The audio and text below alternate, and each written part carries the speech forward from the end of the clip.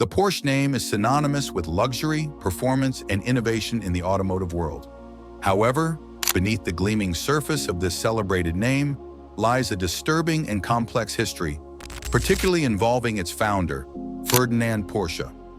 His legacy is tainted by his deep involvement with the Nazi regime during World War II, as well as his use of forced labor and contribution to the German war effort.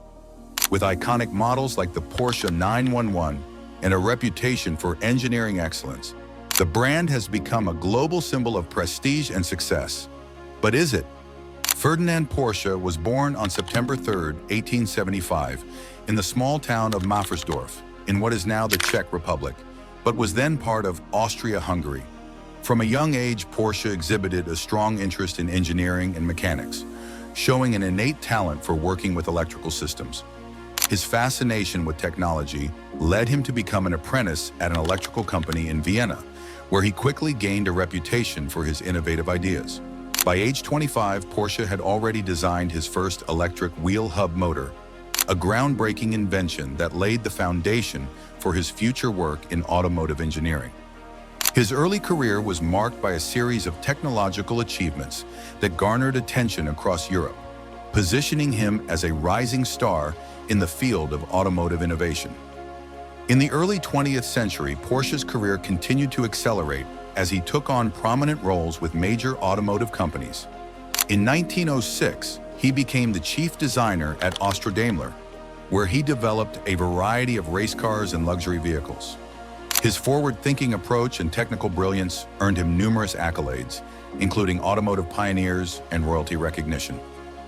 Throughout these early years, Porsche's work was characterized by his ability to blend innovation with performance, a hallmark defining his career.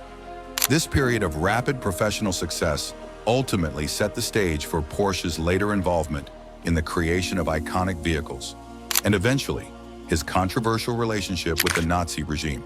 Ferdinand Porsche's rise as a renowned engineer in the early 20th century coincided with the growing political power of Adolf Hitler and the Nazi Party in Germany. By the 1920s, Porsche had already established a formidable reputation in the automotive world, having designed advanced vehicles for Austro-Daimler and Daimler-Benz. His innovative approach to engineering, particularly in electric motors and lightweight car designs, caught the attention of influential figures in both industry and government. Around the same time, Hitler, a known car enthusiast, was developing his vision for a modern, industrialized Germany. Central to Hitler's ambitions was the idea of creating a people's car, Volkswagen, that would symbolize the technological prowess and self-sufficiency of the Third Reich. With his unparalleled expertise, Porsche became a natural choice to turn this vision into a reality.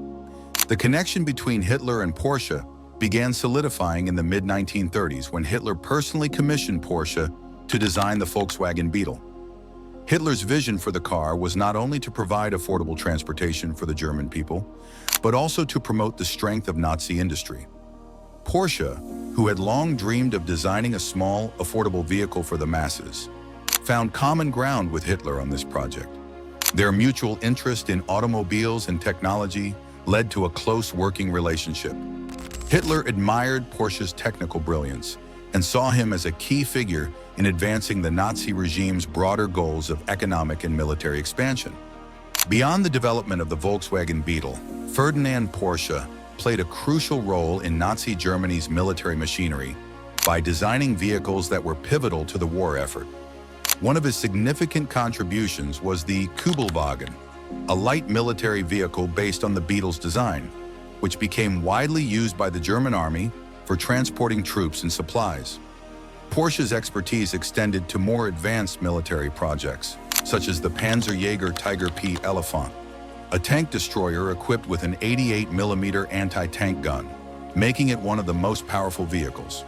Although only a few Elephants were produced due to mechanical issues, their firepower and heavy armor exemplified Porsche's engineering genius.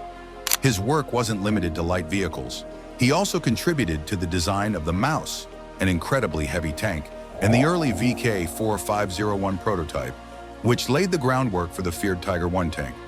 Porsche's involvement in these military designs solidified his critical role in the Nazi regime's war efforts. His willingness to apply his talents to creating both light and heavy vehicles for the battlefield made him a key figure in advancing Nazi Germany's technological capabilities. These projects, especially the heavy tanks like the Tiger I, allowed the German military to maintain its aggressive campaigns across Europe. Porsche's legacy, therefore, is not just tied to his engineering brilliance, but also to his contributions to the machinery that fueled the Nazi war machine. This association casts a dark shadow over his achievements, intertwining his technical innovations with one of history's most destructive regimes. Like many companies operating in Nazi Germany, Porsche relied extensively on slave labor to meet the demands of wartime production.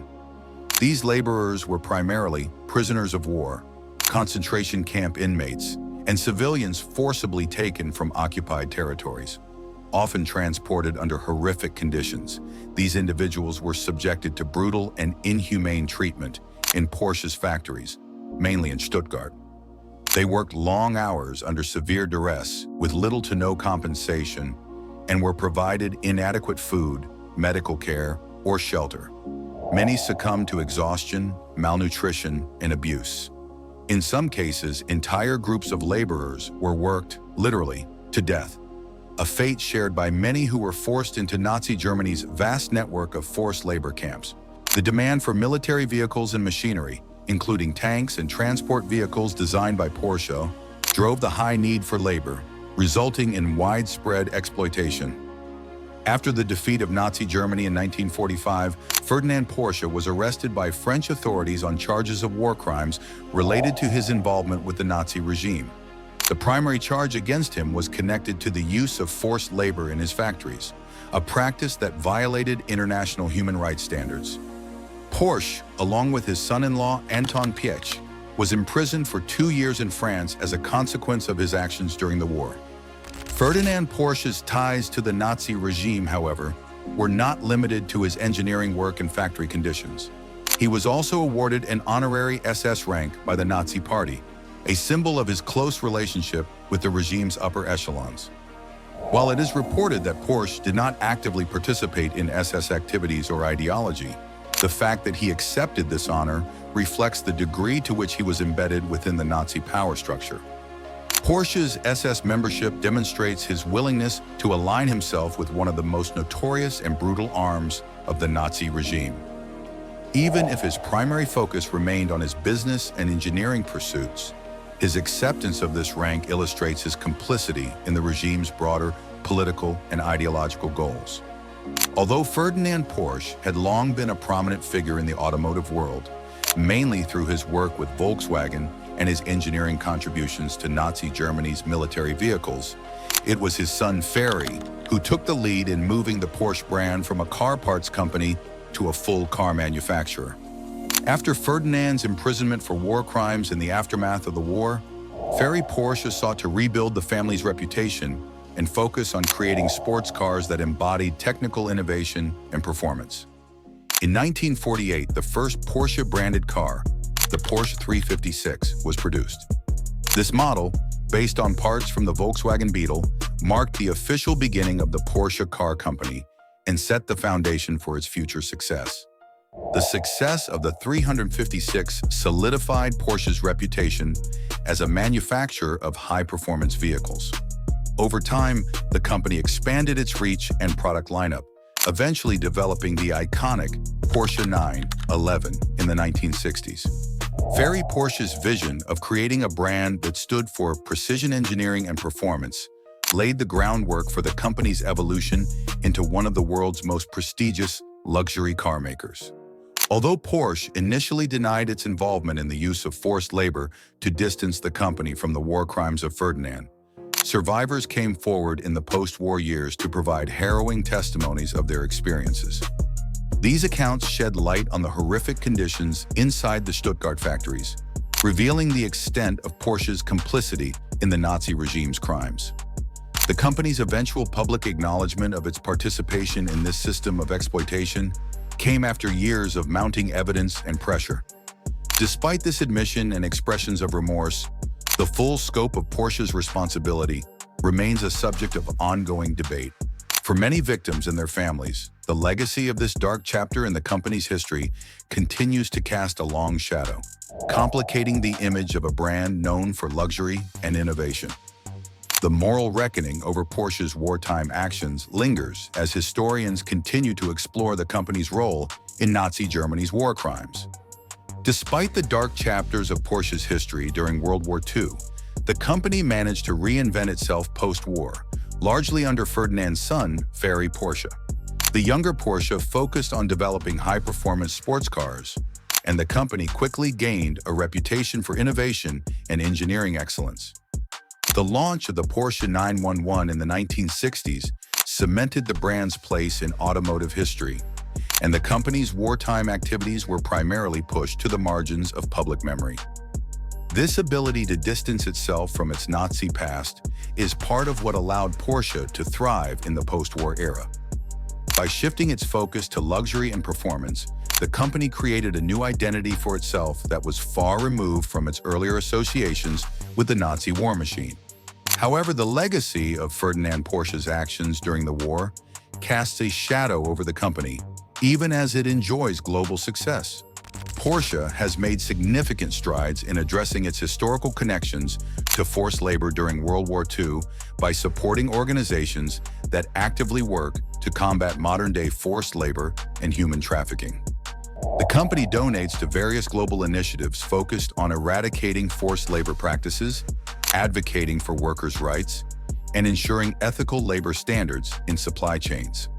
In particular, Porsche has aligned with international organizations such as the Global Slavery Index and International Labor Organization, ILO, contributing to campaigns that raise awareness about labor exploitation and support victims of forced labor worldwide.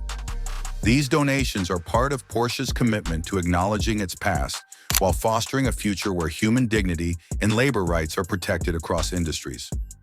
As the world continues to grapple with the legacies of companies complicit in the atrocities of World War II, it is essential to acknowledge and remember these institutions' entire histories. For Porsche, this means recognizing both the brilliance of its engineering innovations and the disturbing realities of its founders' involvement in one of the darkest periods in modern history. Thanks for watching. If you enjoyed the video, please like it and subscribe to be notified of more stories revealing the truth behind big businesses. Leave a comment if there is a business you'd like us to investigate next.